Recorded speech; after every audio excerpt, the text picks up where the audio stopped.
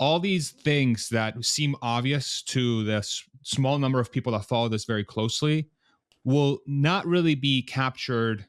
The rest of the population will not really understand it until it happens.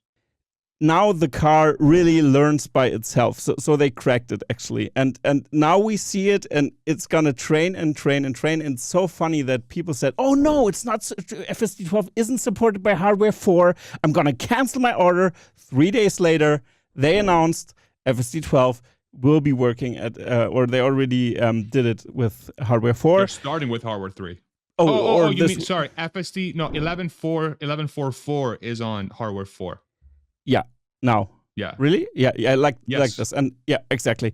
Yes. And but FSD 12 as well will run on every system as well. Yes. So correct. Yeah, as far as I'm informed. Okay, good. That's good to have this confirmation. Thank you. There is a little bit of a gap, like the hardware 4s, like hardware 3 will be slightly ahead of hardware 4 for about 6 months, is what the guidance is. So it will take about 6 months for both to align again stacks to have the same, and then over time hardware 4 will have an advantage, and I don't know exactly where. Maybe it's like processing power or something that will allow it to maybe be safer in the extremes, is what I'm interpreting hardware 4 to be better than hardware 3. Okay. But both should be significantly safer than a human, which is the guidance that the company has given. Yeah, and it's pretty funny that the car learns now from the driver, and we had Stopgate again, how can you call it? Tesla Stopgate doesn't work, but you know what I mean. It's like, God, it doesn't stop at the stop signs. That's why, because it learns from humans, and humans don't stop at the stop sign really much. So not to a full stop, but I think they can train it as well. And now also the simulation is very important. And don't forget, Tesla is building a supercomputer. Dojo, it's going to be more and more capable. They order every graphic card they can get their hands on again. And it's going to be pretty interesting how fast the development, now the AI is loose, more or less. And now it starts to run. And at first it can be a little bit janky again, but now they shifted. They cracked the thing. And what you have to keep in mind, if you have something more or less hard-coded with some AI sprinkled in there, that's fine, but the processing power of the computer has to be way bigger. But with the AI things, the lines of code that are actually run in the car are pretty low. That's why the processing power of the car is freed up to process this even further. So it's, this is really big news. FSD12 is absolutely astonishing, and it's giant, and it's funny that we're going to see it. I mean, we are pretty far ahead anyway with our predictions and everything. I realized that now, doing this for over a year now, that mainstream media has no clue. It's so ridiculous. It's absolutely crazy. Well, I mean, I can tell you what's become extremely obvious to me in the last year or so, of really, especially as I've taken this content creation stuff a little bit more seriously and turned into to what I do. You know, went from a hobby to something that I think it requires my full attention. What's become very obvious is that mainstream media, and say Wall Street in general, none of this is financial advice, I want to be clear, is everybody that doesn't follow any space closely, be it Tesla or whatever you want to cover, those of us that are really in the weeds, especially for companies that do have that secret sauce, like in this case, I would argue Tesla has a secret sauce, which is the combination of technology, engineering, leadership. It has a lot going for it. All these things that seem obvious to the small number of people that follow this very closely will not really be captured. The rest of the population will not really understand it until it happens. It's very hard to convey and try to put within context what is going on, unless people have like a year or 3 years worth of context built into their head.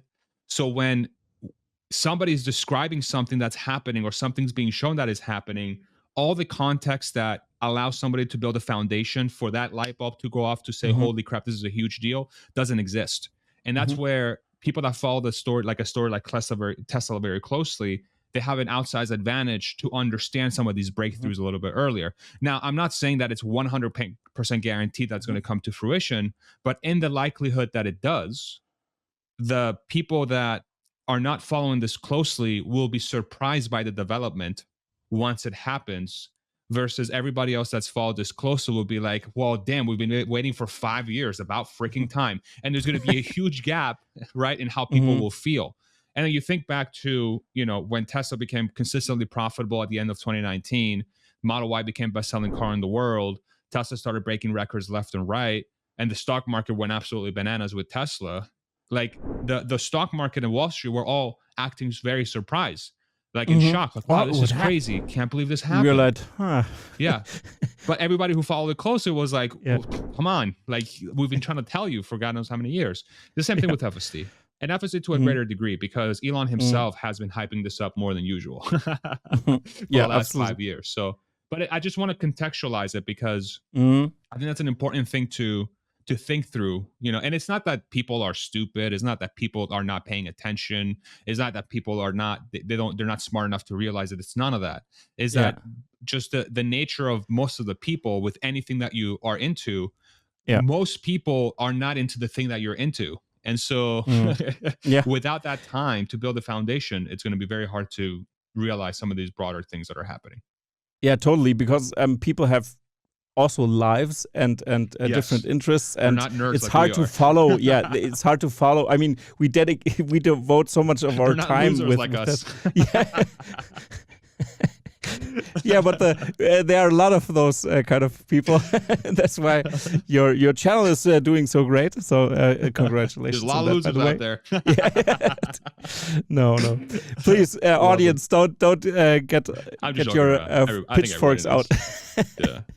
Yeah. Hopefully your European audience can understand my humor. I hope. Yeah, they can, because it's more American. I have a pretty international viewership, but mostly Americans watch my content as well. But but the Europeans get your humor, of course. I'm joking around, everybody. This was a joke. To all the Germans, please, this was a joke. This was not 100% correct. Thank you.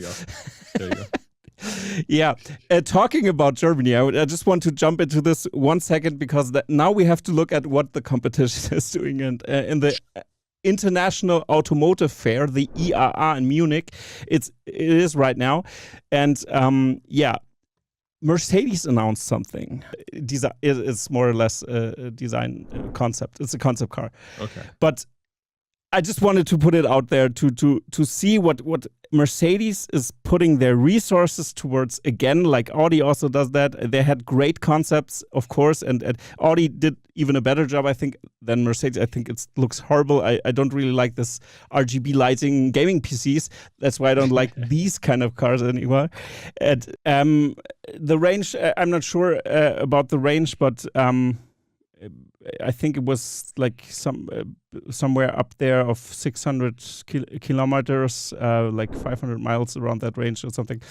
And one interesting thing is that the reviewer also said it's going to be again for internal combustion engine and EV. No, so they're lost already. Yeah. Right. And I just wanted to put that out there, because that's absolutely crazy again. BMW does the same strategy. I don't get it. Of course, we can't compete. It's interesting what Mercedes is doing now with the Chinese competitors, because they are partnering with Geely on the Smart One, for example, and also for newer models of the Mercedes. So this is pretty Which means hard. They can't do it themselves. Exactly, and you have to produce your batteries. You have to do everything in that direction to really be successful. But I just wanted to show you this, and maybe you have some thoughts. I mean, it's a bummer. It's a bummer that's both for internal combustion and electric vehicles, because what that means is that you have to design the platform for a obsolete drivetrain mode, which is a internal combustion engine, which means you're going to miss out on a ton of the benefits you get from not having that, from a cost perspective and a packaging perspective. Like frunk. your car becomes, yeah, exactly. They probably won't have Mercedes a frunk. doesn't have a Does have frunk. Yeah, that's crazy. Ridiculous. Yeah, it's a bummer. It's a bummer. I wouldn't expect this car to sell really well in the EV format whatsoever. It may sell well in the internal combustion format. People still want that, but I do not take that as a serious player in the EV.